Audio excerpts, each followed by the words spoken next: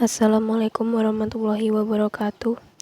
Kami dari kelompok 12 akan mempresentasikan tugas kami tentang tema bantuan hukum dan jurisprudensi peradilan agama. Sejarah singkat jurisprudensi dan dasar hukum jurisprudensi. Sejarah singkat jurisprudensi. Jurisprudensi ada karena adanya peraturan undang-undang yang tidak jelas sehingga menyulitkan hakim dalam membuat keputusan mengenai suatu perkara, sehingga hakim dalam hal ini membuat suatu hukum yang baru dengan mempelajari putusan hakim terdahulu untuk mengatasi perkara yang dihadapi. Putusan dari hakim terdahulu disebut jurisprudensi. Sementara dasar hukum jurisprudensi diciptakan berdasarkan Undang-Undang Nomor 48 Tahun 2009 mengenai kekuasaan kehakiman.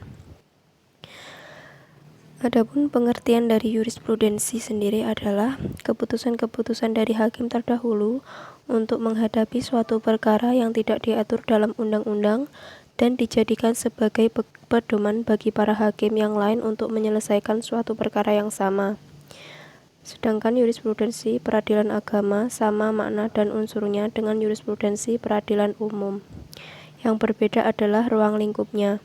Ruang lingkup jurisprudensi peradilan agama terbatas pada hukum yang menjadi wewenang dan hukum acara peradilan agama. Jurisprudensi dibagi menjadi 4, yaitu jurisprudensi tetap, jurisprudensi tidak tetap, jurisprudensi semi-yuridis, dan jurisprudensi administratif. Jurisprudensi tetap adalah suatu putusan hakim yang terjadi oleh karena rangkaian putusan yang sama dan dijadikan sebagai dasar bagi pengadilan untuk memutuskan suatu perkara. Jurisprudensi tidak tetap adalah suatu putusan dari hakim terdahulu yang tidak dijadikan sebagai dasar bagi pengadilan.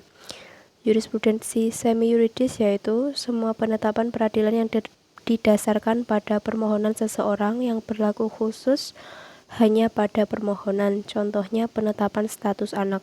Sedangkan jurisprudensi administratif yaitu SEMA atau surat edaran Mahkamah Agung yang berlaku hanya administratif dan mengikat intern di dalam lingkup peradilan. Unsur dari jurisprudensi harus melalui beberapa proses yang antara lain sebagai berikut. Pertama, terpenuhinya kriteria adil, keputusan terhadap suatu yang jelas dalam pengaturannya, kasus yang sama berulang kali terjadi, Mahkamah Agung sudah membenarkan dan keputusan tersebut bersifat tetap.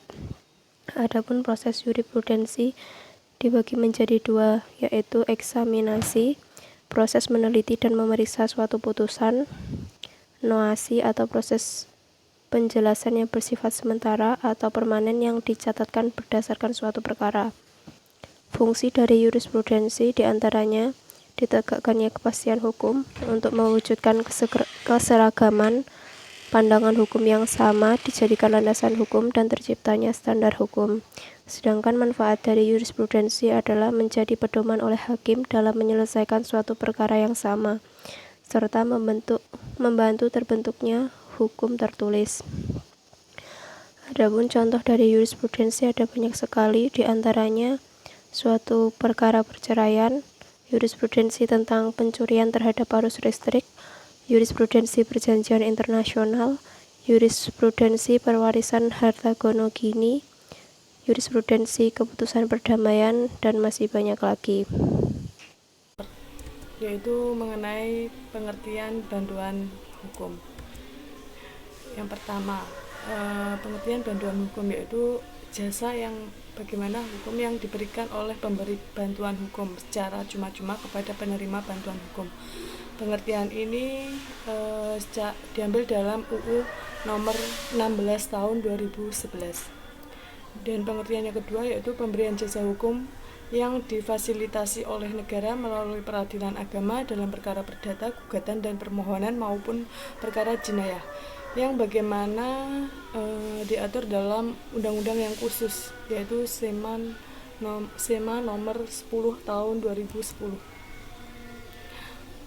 Dasar hukum bantuan hukum yaitu Undang-Undang nomor 16 tahun 2011 tentang bantuan hukum. Dan yang kedua, SEMA nomor 10 tahun 2010 tentang pedoman pemberian bantuan hukum. Yang ketiga yaitu lampiran pedoman pemberian bantuan hukum di lingkungan peradilan agama. Dan selanjutnya yaitu asas-asas pelaksanaan bantuan hukum. Asas-asasnya sebagai berikut ini.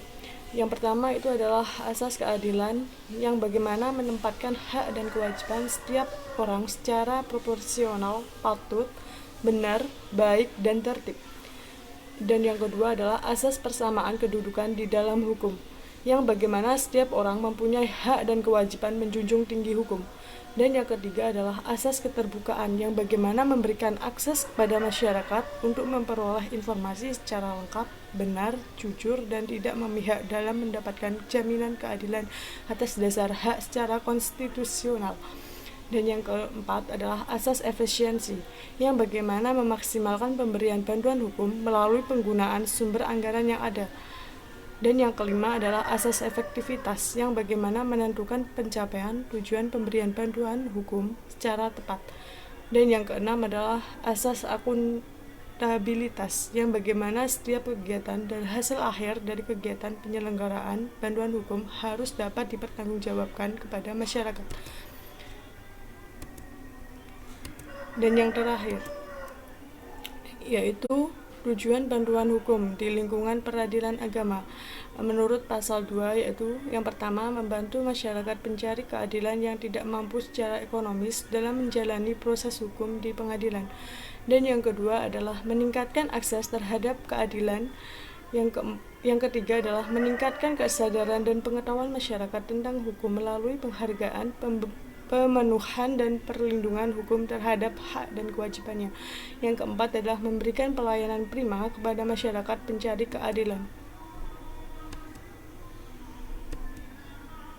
Ini yang terakhir adalah macam-macam bantuan hukum. Yang pertama adalah bantuan hukum dalam perkara perdata. Yang pertama pelayanan perkara predio. Yang kedua adalah penyelenggaraan sidang keliling. Dan yang ketiga adalah pos bantuan hukum. Bantuan hukum dalam perkara pidana itu ada dua. Yang pertama adalah pos bantuan hukum dan yang kedua adalah advokat pendamping. Sekian dari kelompok 12. Apabila ada pertanyaan, silakan didiskusikan di Google Classroom.